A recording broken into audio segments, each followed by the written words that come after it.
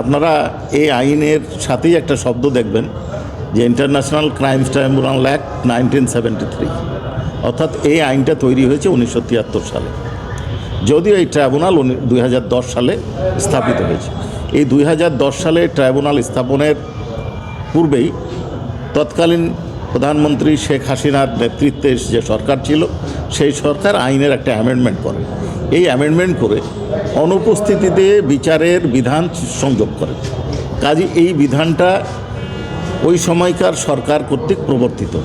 এইটা নতুন সরকার এটা প্রবর্তন করে নাই।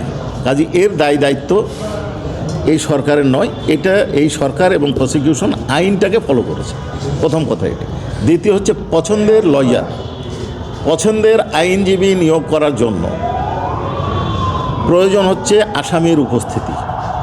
আসামি যে ব্যক্তি, এটাকে বলে লোকাস স্ট্যান্ডি বলে একটা হচ্ছে ফিউজিটিভ ফ্রম ল। যিনি ফিউজিটিভ, আইনের আশ্রয়ে নাই, তিনি তার পছন্দের ব্যক্তিকে আইনজীবী নিয়োগ করার কোনো অধিকার রাখেন না।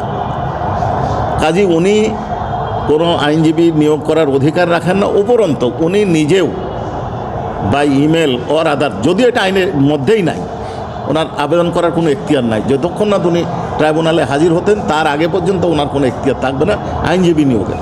তো উনি হাজিরই হননি, কাজে ওনার পছন্দের আইনজীবী নিয়োগ হওয়ার কোনো প্রশ্ন নাই। এরপরেও তার পক্ষে কে ওকালতি করবেন, কে আইনজীবী নিয়োগ হবেন, সেটাই আইনে, ওনাদের প্রবর্তিত আইনই বলে দেওয়া আছে যে অনারেবল ট্রাইব্যুনাল লয়ার ঠিক করে দেবেন, এবং সেই অনুযায়ী বিধি প্রসিডিওর প্রপার ফলো করে এটা করা হচ্ছে। এখন আপনারা স্বচ্ছতা বলতে যদি আইনজীবী নিয়োগের ক্ষেত্রে বলেন, সেই ক্ষেত্রে এক ধরনের বক্তব্য হবে। আর যদি আপনারা বলেন যে আন্তর্জাতিক স্ট্যান্ডার্ড মেনটেনের কথা, তাহলে ভিন্ন বক্তব্য হবে।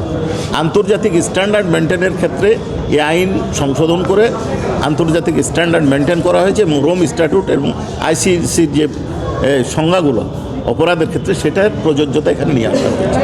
এখন ওনাদের পছন্দের আইনজীবী বা যোগ্য আইনজীবী, তাদের ভাষায় যদি বলে, এখন 5 জন ব্যক্তি যদি এসে বলে যে আমি ওনার আইনজীবী হব, ট্রাইব্যুনাল কাকে নিয়োগ দেবে? মানবাধিকার সংস্থাগুলো আরেকটা খুব বড় প্রশ্ন তুলেছে যে আপনারা অস্বাভাবিক দ্রুত গতিতে এই মামলাটির বিচার কাজ শেষ করেছেন। আন্তর্জাতিকভাবে আমরা যখন ছাত্র ছিলাম আন্তর্জাতিক আইনও পড়েছি, দেশীয় আইনও পড়েছি, এবং আন্তর্জাতিক ল কনফারেন্সগুলো ফলো করতাম। সেখানে একজন বলতো জাস্টিস হ্যারিড, জাস্টিস ব্যারিড, আরেকজন বলতো জাস্টিস ডিলেড, জাস্টিস ডিনাইড। এখন এই অপরাধগুলো সংগঠিত হয়েছে জুলাই মাসের 24 সালের জুলাই মাস, এখন 25 সালের নভেম্বর মাস।